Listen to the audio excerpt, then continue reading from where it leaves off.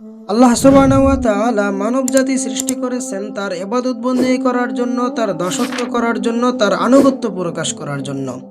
কিন্তু দুনিয়াতে থাকা অবস্থায় আমরা যেভাবে তার ইবাদত বন্দেগী করি, যেভাবে তার দাসত্ব করি এবং আনুগত্য প্রকাশ করি, এই দাসত্ব, এই আনুগত্য প্রকাশ করা এটাই হয়ে যায় আমাদের জাহান্নামে যাওয়ার কারণ।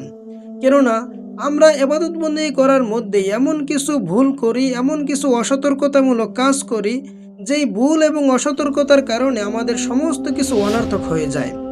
একজন মুসলিম চাইলেই সে নামাজ কাজা করতে পারে না, সে চাইলেই রোজা না রেখে থাকতে পারে না, সে চাইলেই মিথ্যা, পাপাচার, পরনিন্দা, গীবতের মধ্যে লিপ্ত হতে পারে না, সে মদ খাওয়া, জুয়া খেলা, বিভিন্ন অশ্লীল কাজের মধ্যে লিপ্ত হতে পারে না। এই সব কিছু স্যাক্রিফাইস করা সত্ত্বেও সামান্য কিছু ভুল এবং অসতর্কতার কারণে সে যদি জাহান্নামে যায়, তাহলে এর চাইতে হতাশার আর কিছুই হতে পারে না।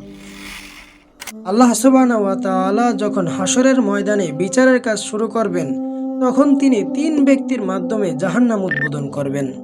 প্রথম আল্লাহ তাআলা ডাক দেবেন শহীদ ব্যক্তিকে, তাকে বিচারের কাঠগড়ায় দাঁড় করানো হবে এবং আল্লাহ তাআলা তাকে বলবেন, আমি দুনিয়াতে থাকা অবস্থায় তোমাকে সুন্দর একটা জীবন দিয়েছি, ধন সম্পদ সব কিছু তোমাকে পরিপূর্ণভাবে দিয়েছি, বিনিময়ে তুমি আমার জন্য কি করেছো?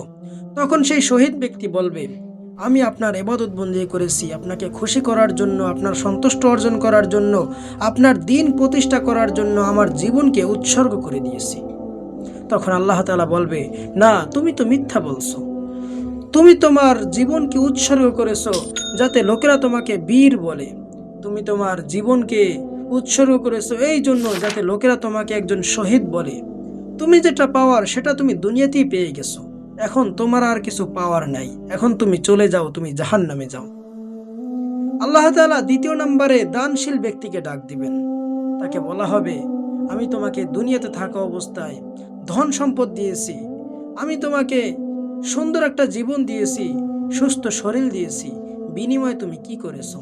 তখন সে বলবে, আপনি আমাকে যত ধন সম্পদ দিয়েছেন, যা কিছু দিয়েছেন, এর বিনিময়ে সব কিছু আপনার রাস্তা আমি দান করে দিয়েছি, আমার ধন সম্পদ সব কিছু আপনার রাস্তা আমি দান করে দিয়েছি।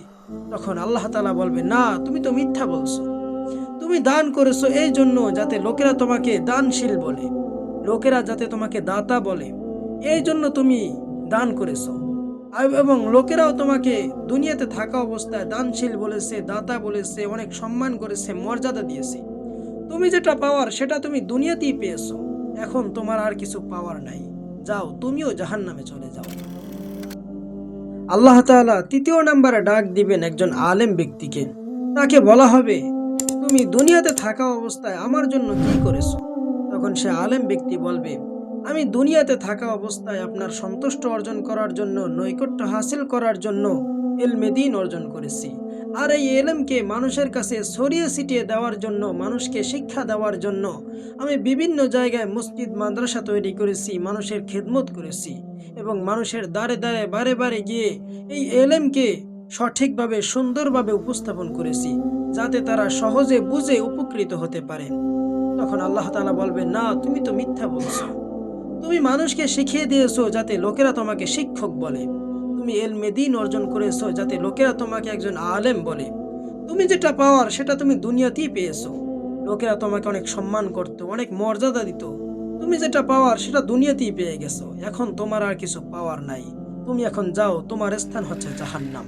এই 3 ব্যক্তি নেককার এবং সৎ বান্দা হওয়া সত্ত্বেও আল্লাহ তাআলা তাদেরকে জাহান্নামে নিক্ষেপ করেছেন শুধুমাত্র ছোট একটা ভুলের কারণে, সেটা হচ্ছে সঠিক নিয়ত। যদি শহীদ ব্যক্তি, দানশীল ব্যক্তি এবং আলেম ব্যক্তি তাদের কাজগুলো আল্লাহ তাআলার সন্তুষ্ট অর্জন করার জন্য হতো, তাহলে তারা জাহান্নামী হতো না। এর পরিপ্রেক্ষিতে আমরা বুঝতে পারি যে আমাদের প্রত্যেকটা কাজ হতে হবে আল্লাহ তাআলার সন্তুষ্ট অর্জন করার জন্য, তার নৈকট্য হাসিল করার জন্য। আমরা যতই ইবাদত বন্দেগী করি না কেন, প্রত্যেকটা কাজের একটাই নিয়ত হতে হবে আল্লাহ তাআলার সন্তুষ্ট অর্জন করা।